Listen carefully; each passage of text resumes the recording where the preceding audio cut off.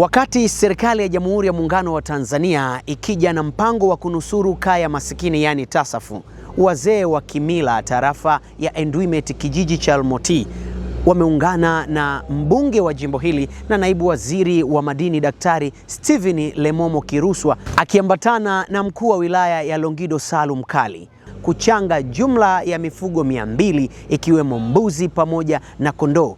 Mheshimiwa Kiruswa pia ametoa ndama kwa ajili ya kusapoti zoezi hili, lengo likiwa hasa kuwatembelea na kunusuru wale wazee wote ambao hawana mifugo, ambao ni maskini, wakiwemo wagane pamoja na wajane. Mheshimiwa mkuu wa wilaya, jamii ya Kimasai haiamini katika kuacha maskini wakaombeombe barabarani. Tangu zamani za kale, akitokea mtu amekuwa maskini ndani ya kaya ya Kimasai, jamii inakusanyika kupitia ukoo wake na wanaalikwa majirani wamchangie mali, na mali ya jamii ya Kimasai siku zote ni mifugo. Kwa hiyo watu watakuja, mwenye mbuzi atamchangia mbuzi, mwenye kondoo atamchangia kondoo, mwenye ng'ombe atamchangia ng'ombe, mwenye punda kwa ajili ya kusafirisha mizigo yake na kubeba maji na kuni atamchangia punda. Hakuna mtu ambaye ataalikwa asije akatoe kitu kwa ajili ya kumuinua yule ambaye uchumi wake umeyumba. Tumefikia hatua sasa ya kupitia malaigwanani wetu wa mila, wametambua pia umuhimu wa kuiga ule mradi wa TASAFU ambao unawainua kaya maskini. Kama hawa mifugo ni kwa ajili ya wajane, wanawake ambao wamefiwa na waume zao, na waume ambao ni maskini na wamefiwa na wake zao na bado wana watoto wa kuwalea, wakaona wachange mifugo ili wagawiwe.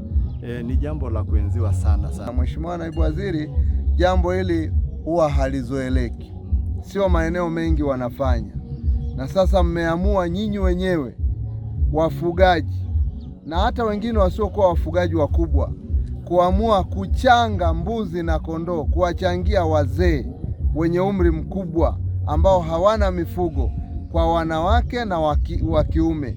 Maana yake kuna wale kina mama waliokuwa hawana waume, aidha wamefariki au waliachika au kwa namna yoyote ile, lakini wazee ambao wameshapitisha umri mkubwa sana, uwezo wa kutafuta mifugo hawana.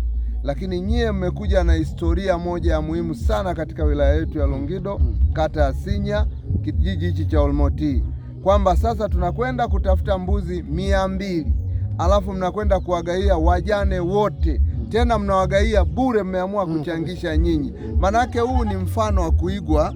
Tuna kata 20 za wilaya yetu ya Longido, tuna vijiji 51 kwenye wilaya yetu ya Longido. Maana yake kote kule mkaamua jambo ambalo mwenyekiti wa Malaigwana ni kata ya Sinya umeamua. Ina maana hatutakuwa na watu ambao wanalialia wana shida ya kupata mifugo, kwa sababu wale wenye uwezo wa mifugo wameamua kwenda kuwabeba wasiokuwa na uwezo na wenye umri mkubwa.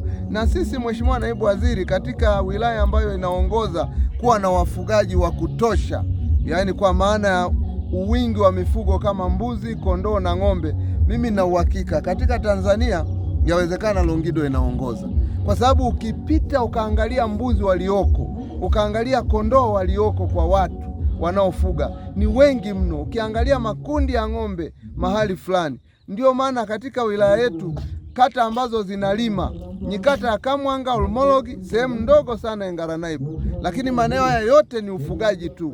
Watu wanafuga muda wote, wako bize na kuhakikisha wanafuga. Leo mmekuja kuweka historia hii, mimi ni washukuru sana kwa kweli. Kwa niaba ya viongozi wote walioko kwenye wilaya yangu, wako viongozi wa chama tawala Papa na Kuta, lakini wako viongozi wengine wa kimila ngazi ya wilaya, laigwana ni wa wilaya, lakini pia shehe wa wilaya, wachungaji na wengine wote ambao tunafanya kazi kwa pamoja, na watumishi wa umma ambao nawaongoza mimi kwenye wilaya. Na kushukuru sana mwenyekiti wa Malaigwana na timu yako kutoa mfano mzuri.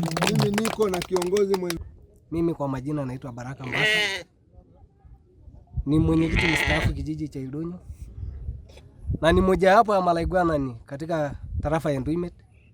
Mheshimiwa mbunge, naibu waziri wa madini, Mheshimiwa DC wa wilaya Longido, tunashukuru sana.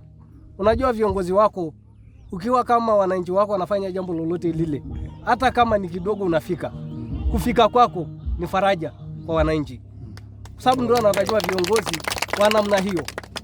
Sio mtu anaenda kukaa ofisini, hata kama watu wanapata shida, huwezi kuonekana. Jambo hilo Mungu atakubariki. Amen. Kwa sababu wewe sio Masai, lakini kwa sasa hivi naendelea kuonekana sana kwenye mtandao kama Masai. Amen. Kwa sababu nashiriki jambo lote ambayo inafanyika katika wilaya yako ya Longido. Amen. Unashukuru sana tamko lako kama ulivyosema vijiji 51 tunafahamu kama watu ambao waliowahi kuingia na majukumu yenyewe ambayo wako ndani ya hizo vijiji tunaifahamu. Jambo hili tumshukuru ndugu yetu Kibululu na Piteng kwa jambo hili alioanza kufanya, ili viongozi wengine wadogo na wakubwa ya ukoo na mila wote aige tabia kama hili. Tabia kama hili inapunguzia serikali mlolongo ya kilio ya watu asiokuwa na uwezo. Kwa hiyo jambo hili tumshukuru ndugu yetu na wengine aendelee kuiga.